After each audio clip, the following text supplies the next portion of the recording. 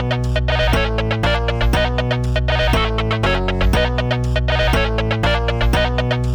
there guys, welcome back to another epic inexorable maths video. In this video we're going to look at the derivation of the quotient rule for differentiation. So the quotient rule is used to differentiate quotients, which are basically fractions. So a fraction, not any fraction, you don't need to use it to differentiate, let's say, x over 2 or something like that.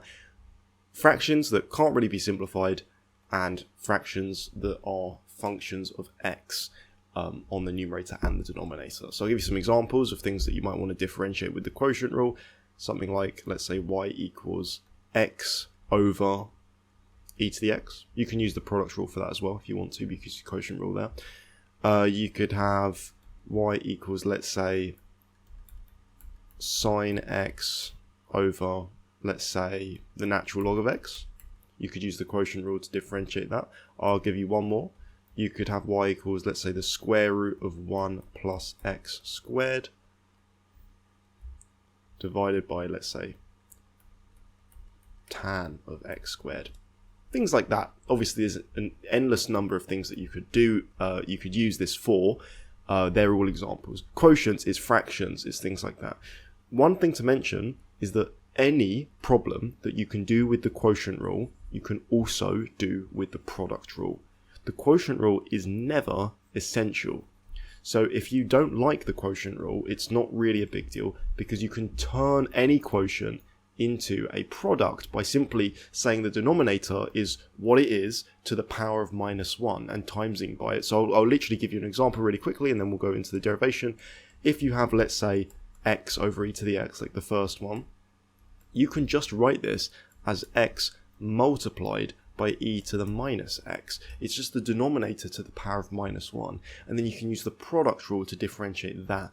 And most people prefer the product rule, but the quotient rule is very nice. It's good to know about, and it can typically be faster, the quotient rule, if it's already a quotient.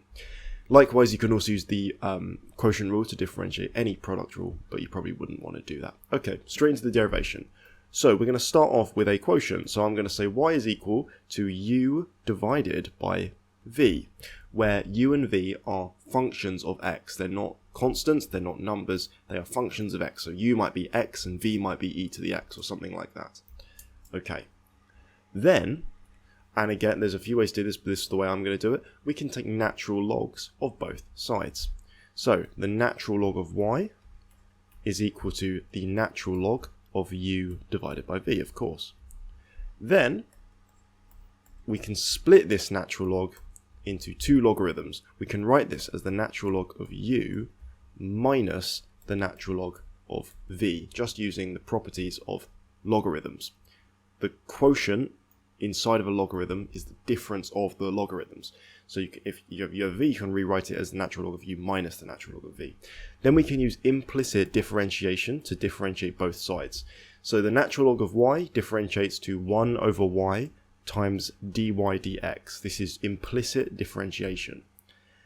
The natural log of u by the chain rule is going to be 1 over u du dx. And the natural log of v is going to differentiate to 1 over v dv dx. This is all coming from the chain rule, okay? So if you want to get more elaboration on this step, check out the implicit differentiation video, which I'll leave a link to in the description. So this is coming from implicit differentiation, which comes from the chain rule. Okay. Next step, we can multiply both sides by y to get dy dx on its own. Dy dx is equal to y over u du dx minus y over v dv dx. That's a v there, v. Okay, so just timesing both sides by y. But the thing is, this is the derivative, but we don't really want y to be in there. What did we say that y was? We said y was u over v. So now I'm going to replace y with u over v, because that's what it is. So u over v divided by u is just 1 over v. I'm going to rewrite that because it kind of looks like a u. V du dx minus u over v divided by v. That's going to be u over v squared dv dx. That also looks like a u, so I'm going to rewrite that. V dv dx. Lovely. Okay, trying to make my u's and v's look very different to each other. So this just comes from replacing y with u over v, because that's what y is. We said it originally. Y is u over x. Okay, and from here we're kind of done, but normally it's written in a different way. So we're just going to basically rearrange to make it look like the typical way that it's written. So we want to give them the same denominator, so maybe we'll times the first term there by v over v. So v over v squared du dx minus u over v squared dv dx. So just times the first one by v over v is obviously the same thing still because I times it by 1, but there you go. Finally, to finish it off, they both have the same denominator of v squared, so I can write this as v times du dx minus u times dv dx, all divided by v squared. This is the quotient rule. Okay, that's it. You may know it in a different way. You may know it as in a functional notation. So for example, if we say that, let's say, f of x is g of x over h of x, you may know it like this. It's the same thing. The derivative f prime of x is just going to be given as follows. So it's going to be h of x times the derivative of g of x minus g of x, just move to the side a little bit there, multiplied by the derivative of h of x, all divided by h of x squared. So you may know it like that or something similar to that. There you go. That's the same thing in functional notation. Instead of u's and v's, you may prefer that. But that's essentially how it goes. Okay.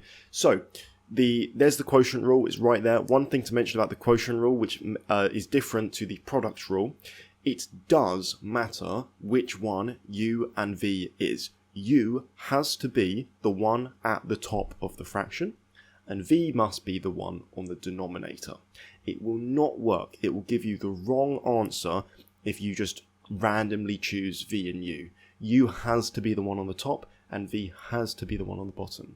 This is different to the product rule, because the product rule, u and v, they can be whichever. It doesn't matter which way around they are. But for the quotient rule, it's very important that v is the one on the bottom, u is the one at the top. Or you could say that g of x is the one on the top, h of x is the one on the bottom if you prefer the bottom formula or notation to be used. So that is the quotient rule. That's everything about it. In future, we'll do some examples using it. You can use it to differentiate things like tan x, because you can write tan as sine over cos, but we'll get to that in another video. For now, thank you guys so much for watching. I highly appreciate it, and I'll see you in the next one. Cheers.